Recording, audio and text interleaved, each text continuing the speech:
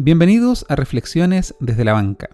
En esta ocasión, quisiera invitarles a meditar sobre un asunto que tiene directo impacto en la unidad del cuerpo de Cristo, y está estrechamente relacionado con lo que hemos denominado el éxodo pentecostal, y es el desdén, la indolencia e incluso el menosprecio con el que reciben algunos pastores la noticia de la partida de hermanos de sus congregaciones. Si este fuera un fenómeno aislado, ciertamente no merecería mayor atención. Pero tristemente, al ser cada vez más numerosas las experiencias similares que se oyen, es necesario pararnos a meditar hacia dónde se dirige el oficio pastoral en nuestros días. Antes de comenzar el análisis, y dado lo sensible del tema, es necesario hacer algunas precisiones. Primero, esta reflexión no busca idealizar al hermano que deja una congregación. Las razones de su salida pueden ser plenamente justificadas o abiertamente mezquinas, pero el foco no está en esto. Segundo, tampoco se busca sugerir que un pastor no pueda disciplinar a un miembro de su congregación, aunque dicha disciplina sí debe apuntar a la restauración y al retorno del hermano a la comunión de la iglesia, como hizo el apóstol Pablo con Juan Marcos, el evangelista. Tercero, y aunque sea una obviedad, esta reflexión tampoco pretende sugerir que quien deja una congregación particular sale del cuerpo de Cristo, que es la Iglesia Universal, aunque también hay quienes dejan una congregación porque han abandonado la fe. Y estos casos vuelven a la indolencia pastoral un fenómeno aún más alarmante. Cuarto y último, tampoco se busca hacer una injusta generalización del oficio pastoral. Aún existen verdaderos siervos de Dios que lideran sus congregaciones en amor y servicio, y que sufren juntamente con sus congregaciones cuando un miembro del cuerpo se duele. Pero esta reflexión pone el foco en los malos obreros que hoy dañan al cuerpo de Cristo y en obreros que se han apartado del fiel servicio al Señor y a su iglesia. El cambio de iglesia, o más precisamente la emigración de miembros de iglesias pentecostales hacia iglesias protestantes históricas o neopentecostales, es un fenómeno del que hemos hablado con mucha frecuencia en el canal, pero la arista que aún no habíamos considerado es precisamente esta última interacción con el pastor local, o su reacción posterior a la salida de dichos hermanos. Los ejemplos que se escuchan son variados y la gran mayoría van en la misma dirección. Escuché, por ejemplo, de un matrimonio joven que al ir a hablar con su pastor sobre su deseo de cambiarse de iglesia, encontraron ausencia de diálogo y un desinterés total de parte de él en entender las razones por las cuales dejaban la iglesia. Recibieron en cambio ironía, impropio de alguien llamado a reflejar el carácter de Cristo. «Aquí no hay palabra, yo también me quiero ir de esta iglesia», les contestó. Otro caso, del que yo soy testigo, es el de un pastor que al hablar de hermanos que se habían cambiado de iglesia, citaba la primera carta de Juan, capítulo 2, versículo 19. «Salieron de nosotros, pero no eran de nosotros, porque si hubiesen sido de nosotros, habrían permanecido con nosotros. Pero salieron para que se manifestase que no todos son de nosotros», sin reparar en el hecho de que aquel versículo hace referencia a la apostasía, o quizás pensando que abandonar su denominación particular equivalía a salir del cuerpo de Cristo. Y si consideramos que las iglesias pentecostales tienen poco más de 100 años de existencia, que alguien llegue a creer que la salvación depende de su iglesia y denominación, da cuenta de un nivel de ceguera y arrogancia que debería despertarnos una profunda preocupación. La salvación es del Señor y no es monopolio de ninguna denominación. Un tercer ejemplo cuenta de un pastor que al enterarse de la salida de un par de familias de su iglesia, pidió palabra y la conveniente respuesta que recibió fue un salmo imprecatorio, que condenaba, según su interpretación, a aquellos que dejaban su iglesia. Este último caso es muy representativo, ya que existen pastores que han levantado ídolos en sus corazones que han desplazado al Dios de la Biblia. Ídolos que no dan espacio para dolerse por hermanos útiles que dejan sus congregaciones. Hermanos que podrían bendecir a la iglesia con sus dones. Ídolos que no los guían al arrepentimiento, porque el pecado está siempre fuera, nunca en ellos. Por lo que no hay lugar a la autocrítica o autoexamen. Ni siquiera se plantean que la reducción del tamaño de sus congregaciones pueda estar relacionado con ellos. No existe un clamor que, como el rey David, exclame: «Examíname, oh Dios, y conoce mi corazón. Pruébame y conoce mis pensamientos, y ve si hay en mí camino de perversidad, y guíame en el camino eterno». Nada de esto existe, porque el ídolo que han levantado siempre les da la razón. La enfermedad en el hermano incómodo siempre será un juicio de Dios por su rebelión, mientras que la misma enfermedad en ellos o en los suyos son pruebas de perfeccionamiento.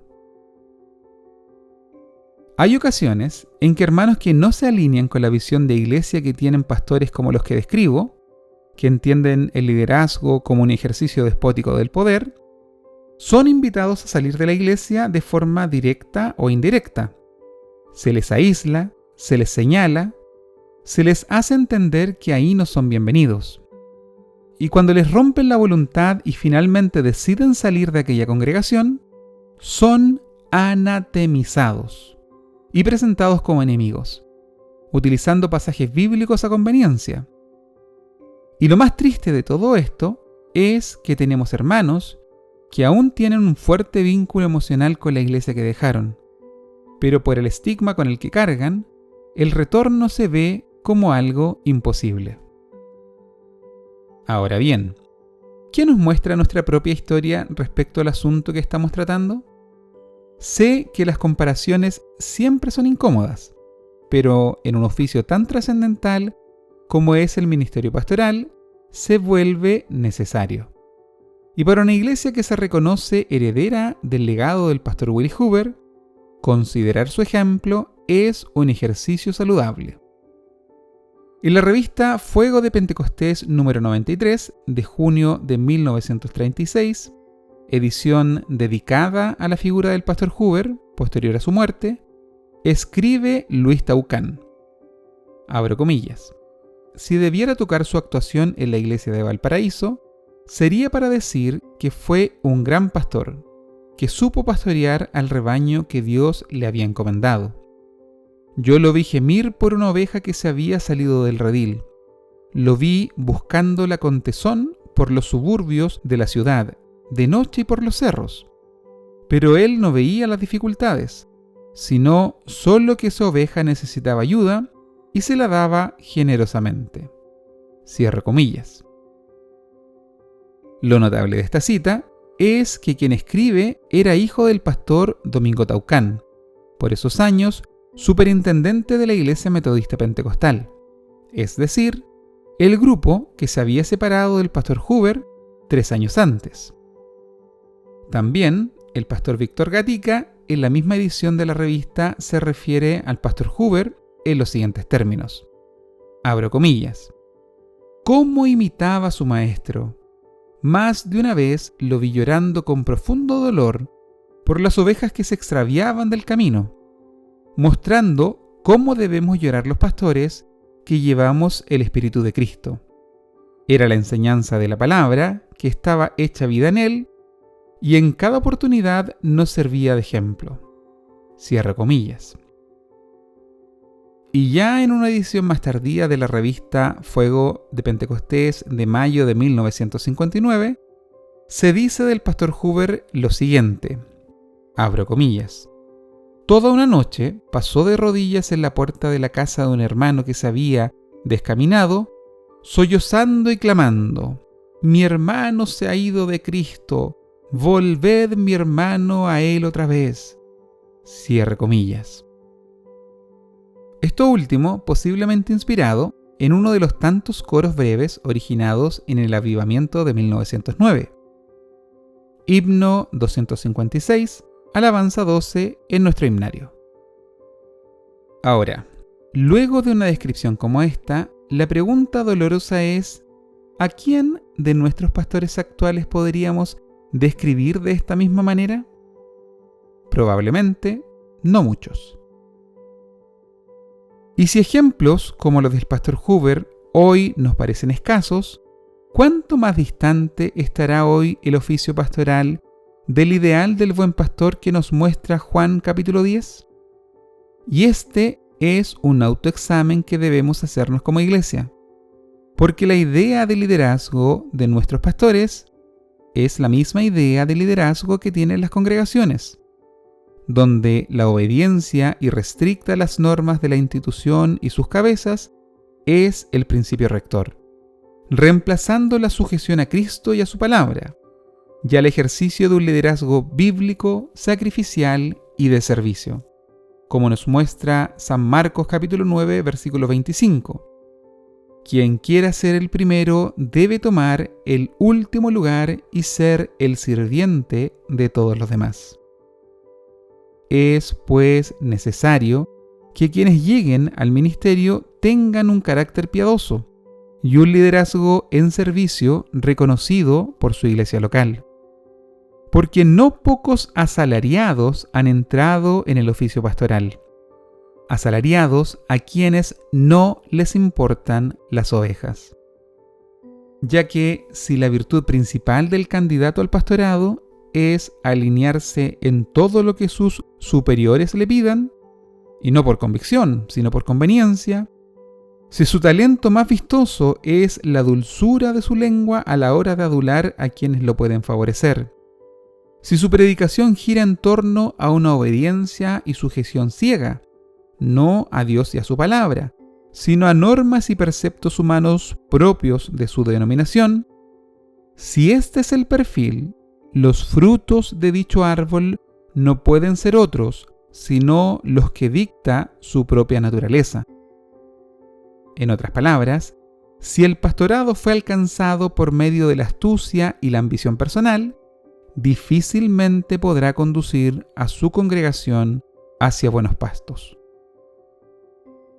Para finalizar, y volviendo a una de mis cláusulas iniciales, quien deja una congregación cristiana para moverse a otra congregación cristiana no sale del cuerpo de Cristo, pero aún así su partida genera dolor, porque se rompe la comunión semanal con el hermano que uno ama, con el hermano cuyos dones son el fruto de una herencia pentecostal de generaciones, dones que fueron forjados y perfeccionados en la iglesia que deja, y que podrían bendecir a dicha congregación.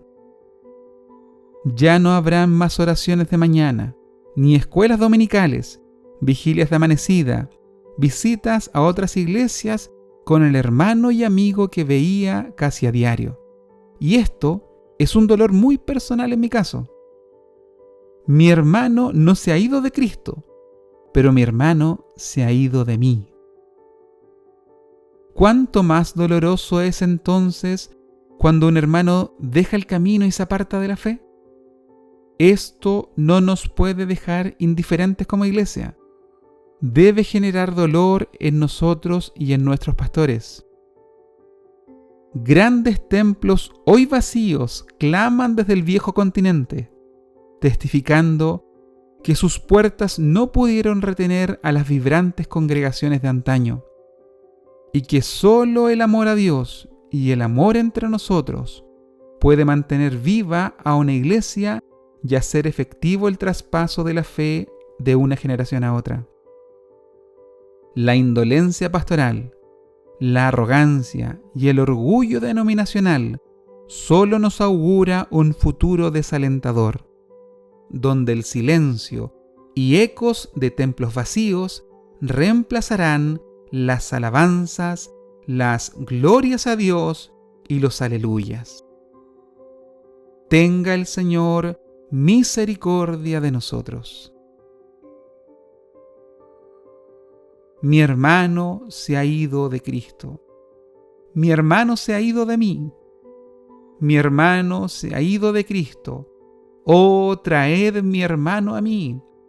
Traed, traed, traed mi hermano a Cristo y a mí.